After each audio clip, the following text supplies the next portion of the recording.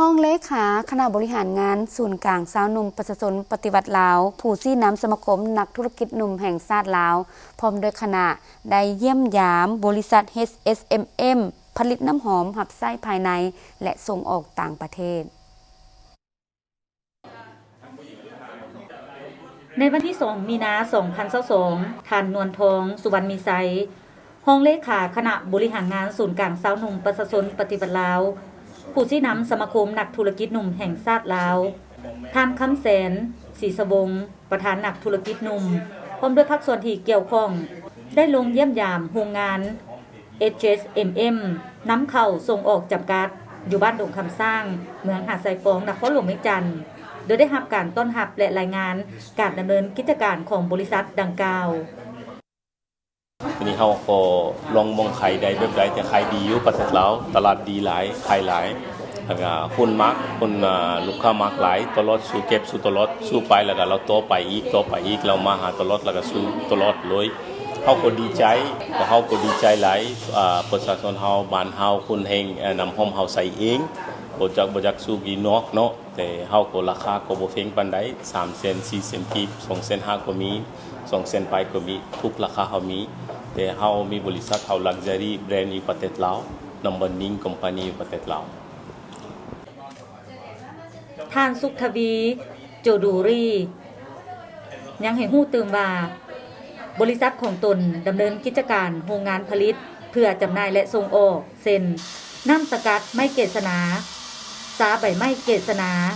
โลชั่นหอมน้ำหอมและอื่นๆสำหรับโรงงานผลิตน้ำหอมเป็นโรงงานที่ผลิตน้ำหอมหลายยี่ห้อมีราคาที่บ่แพงและควรจะผลิตเพิ่มอีก2ยี่ห้อเป็นยี่ห้อของประเทศลาวเพื่อหับไส้ภายในและส่งออกขายต่างประเทศเช่นดูไบและประเทศอื่นๆอีกบ่ดนแม้จะเปิดสาขาขายน้ำหอมอยู่บรรดาแขวงภายในประเทศตื่มอีกโรงงานทำอิฐที่ผลิตสินค้าลาวเนาะโดยเฉพาะแม่น้ำหอมลาวนี่เพื่อสนองตอบสินค้าภายในตลาดภายในและเพื่อส่งออกต่างประเทศตามการรายงานของเจ้าของเพิ่นก็ว่าเดี๋ยวนี้ได้ส่งออกไปในบรรดาประเทศตะวันออกกลางเนาะคือดูไบคือโอมานหรือว่าคือต่างๆนั้นก็ถือว่าดีที่สุดแหละเพราะว่าลาวเขาก็มีความเหมาะสมในการปลูกไม้เกสนาหรือว่าวัตถุดิบนอกนั้นพวกเขาก็ยังมีแรงงานก็จะเป็นสิ่งที่เหมาะสมที่สุดแล้วก็ถือกับแนวทางของพรรครัฐบาลที่ต้องได้สร้างยี่ห้อของลาวนี่นะเพื่อส่งออกนะถือว่าในนามสมาคมก็เป็นย่องสมเสยมันเป็นโรงงานนึงที่มีคุณภาพเนาะในเพราะว่าเฮาเบิ่งคอร์สการผลิตต่างๆนำใส่เทคโนโลยีที่ทันสมัยผลิตออกมาเป็นผลิตภัณฑ์ที่มีคุณภาพและก็เป็นแบรนด์ของคนลาวเนาะเพิ่นก็เลยใช้ชื่อว่าMade in ลาวนะเนาะเป็นน้ำหอมที่ว่าเมื่อก่อนพวกเฮาก็บ่ทันได้เห็นแบรนด์ตัวนี้ชื่อตัวนี้ซึ่งว่าผู้เกี่ยวกับเป็นคนเชื้อสายอินเดียแต่ว่าผู้เกี่ยวได้มาดำรงชีวิตอยู่ลาวแล้วก็ตัดเป็นสัญชาติลาวก็ถือว่าเป็นคนลาวผู้นึงที่ผลิตสร้างผลิตภัณฑ์ของคนลาวเองและ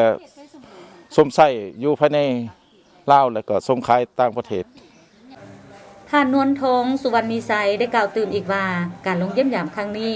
เพื่อเป็นการสุกยู่การผลิตด้านธุรกิจการบริการของสมาคมนักธุรกิจหนุ่มแห่งชาติทั้งเป็นการแลกเปลี่ยนบทเรียนเพื่อแนะใส่เห็นให้สมาชิกนักธุรกิจหนุ่มแต่ละท่านได้แลกเปลี่ยนบทเรียนและสุกยู่ส่งเสริมซึ่งกันและกันส่งเสริมการผลิตทั้งเป็นการเต้าโฮมความสามัคคีบรรดานักธุรกิจหนุ่มที่ดำเนินกิจการต่างๆให้ได้ซอยเหลือซึ่งกันและกันในระยะที่ประเทศเฮาควรปฏิบัติวาระแห่งชาติแก้ไขปัญหาความยุ่งยากทางด้านเศรษฐกิจการเงินพร้อมนี้การมาเยี่ยมยามครั้งนี้ยังเป็นผลดีในการประกอบส่วนแก้ไขปัญหาความยุ่งยากทางด้านเศรษฐกิจพร้อมกันสุกยู่ช่วยเหลือกระตุ้นให้ผู้ประกอบกิจการและธุรกิจต่างๆได้เอาใจใส่ซอกทุกวิธีในการสร้างเศรษฐกิจเพื่อประกอบส่วนสร้างสรรค์พัฒนาประเทศชาติให้ทางนี้เข้มแข็ง